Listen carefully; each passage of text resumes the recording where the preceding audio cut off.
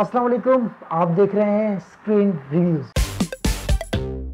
आज का हमारा जो रिव्यू है वो है खुदा और मोहब्बत के तीसरे नहीं बल्कि दूसरे एपिसोड पर। और ये ड्रामा आपने देखा कि पहला एपिसोड जो इसका एंड होता है वो इस तरह होता है कि फैदी के वालिद के हाथ का जोरदार चिमाटा फैदी के मुंह पर लगता है और वहाँ से हमें बड़ी अफसोसगी होती है कि इसके वालिद को पता लग जाता है। वो रमज़ान साहब जो उनके पड़ोसी थे, जो 20 साल से अखबार तो लेके जाते हैं लेकिन चुगलखोरी में किसी किस्म का जो है ना कसर नहीं छोड़ी उन्होंने। फैदी को चमाट लगता है। अगला एपिसोड शुरू होता है, इमोशनल सीन है, छत पर वो बैठे हुए होते हैं, फैदी के भाई बहन उसे समझा रहे होते हैं लेकिन वो है कि बेचारा रो रहा होता है। वहाँ पर कुछ डायलॉग है जी, उस पर हम तबसरा करना चाहेंगे। फैदी के वालिद का जुमला होता है कि घर के 1000 खर्चे मैं अकेला नहीं उठा सकता। घर के 1000 खर्चे हैं नासरा। सज्जाद को मुकाबले के इम्तिहान में बिठाना है, उसको एकेडमी की जरूरत है। फरी की तालीम के अखराजात अलग हैं और फिर ये घर की जिम्मेदारियां मैं अकेला नहीं उठा सकता। तो वाकई ऐसा होता है कि भाई घर के सरबराह के ऊपर बहुत सी जिम्मेदारियां होती है, तो यही सारी जिम्मेदारियां फैदी के वालिद पर भी थी और वो इन तमाम चीज़ों से बहुत क्या कहेंगे परेशान थे कि मेरे बेटों का मुस्तकबिल क्या होगा। तो वो यकीनन बेटों के लिए अच्छे सोच रहे थे, लेकिन एक बेटे ने अच्छा पढ़ा और सीएसएस के इम्तहान दे चुका गालिबन, और दूसरा जिससे बीए भी मुकम्मल नहीं हो रहा, लेकिन बकौल उसके कि उसके पास दीगर टैलेंट भी है। और फैदी जब काम करने के लिए बंगले में जाता है निसार साहब के घर में, तो उस वक्त जब उन्हें जो वहाँ पर माही अच्छा हॉस्पिटैलिटी उन्हें देती हैं, उस वक्त जो है फैदी का एक जुमला होता है कि यार ये इतने बुरे लोग नहीं है जितना हम समझते हैं। तो बेसिकली एक स्टीरियोटाइपिंग है जो हम लोगों ने और लोगों ने बनाई हुई है कि अमीर अफराद जो होते हैं ना वो लोगों से अच्छे तरीके से पेश नहीं आते। भाई ऐसा नहीं है, जैसे 5 उंगलियां बराबर नहीं है ना, अच्छे बुरे हर जगह पर हैं। एक और डायलॉग है फैदी का, जब उस माही को पता लगता है कि ये वो मेहमान नहीं है जिन्हें कनाडा से आना था, बल्कि ये तो कोई आम सा काम करने के लिए यहाँ पर आया है। तो उस वक्त फैदी की जब ज़्यादा बहस होती है उससे, तो फैदी कहते हैं यार खामो में इतना वक्त ज़ाया कर दिया बात करने में, चांस भी नहीं लगा। तो ये जो जुमला था बहुत मज़ेदार था। यहाँ से कहानी में ट्विस्ट आया। कोई काम बताओगी तो करूँगा ना, खाम इतना वक्त ज़ाया कर दिया मुझसे बात करने में और चांस मारने में।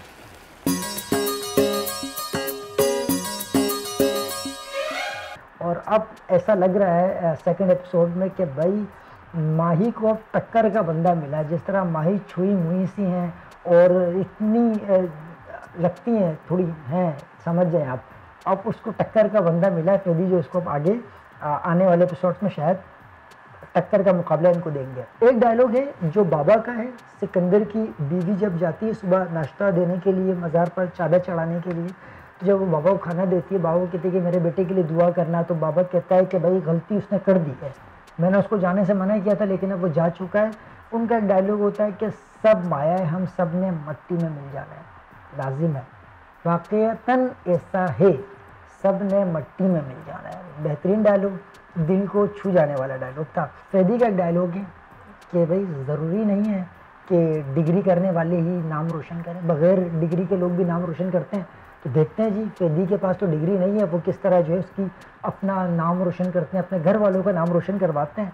अगर हम शॉट्स की बात करें, नो डाउट ड्रोन शॉट्स जिस तरह डीपी साहब ने यहाँ पर लिए हैं, बेहतरीन किस्म के ड्रोन शॉट्स, बाइक के फॉलोअप शॉट्स, जब फैदी नौकरी के लिए जा रहे होते हैं निसार साहब के घर की तरफ, जो फॉलो शॉट्स है ना उनके बाइक के, मज़ेदार शॉट्स है। मैं एक दो बंस आपको गिनवाता हूँ कि जब माही और रिदा जिसकी शादी है उसकी जब वो पिक्चर्स देख रहे होते हैं, जब कैमरा उनके बैक से शॉट लेता है, ओटीए शॉट जिसे हम कहते हैं, उस वक्त आप अगर गौर करें तो स्क्रीन पर उनकी पिक्चर्स नहीं होती बल्कि वो ज्वेलरी और दीगर चीज़ों की तस्वीरें देख रहे होते हैं। वहाँ किसी किस्म की कोई शादी की तस्वीरें उसके अंदर नहीं होती। तो मुझे ये एक बंद देखने को मिला। दूसरा ये कि जिस दिन फैदी की ड्यूटी का दूसरा दिन होता है, उसकी वालिदा जब उसे उठाने जाती हैं, जब उन्हें पता वो उठाती हैं और फैदी उस वक्त जा चुके होते जॉब के लिए, उनके वालिद सब जब सुबह उठ कर आते हैं नींद से और कहते हैं कि यार फैदी को जल्द से जल्द उठाओ, ड्यूटी पर भी जाना है।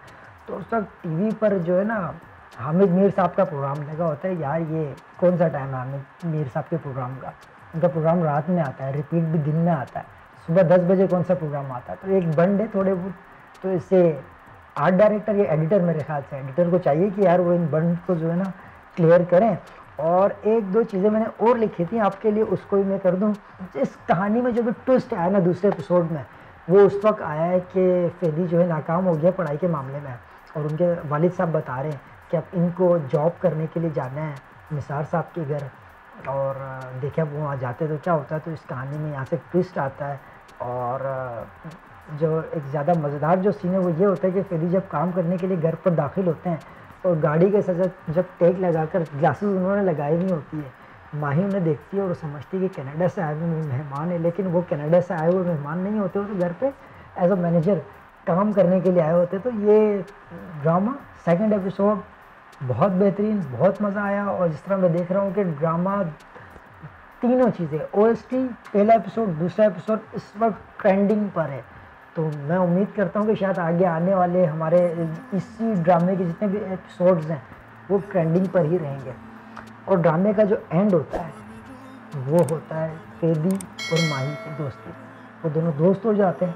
और अब देखते हैं कि ड्रामा का अगला एपिसोड जो होता है तीसरा एपिसोड, उसमें क्या गुल खिलाते हैं और ये कहानी आखिर कहाँ तक पहुँचती है। अब तक के लिए मुझे दीजिए इजाज़त, अल्लाह हाफिज़।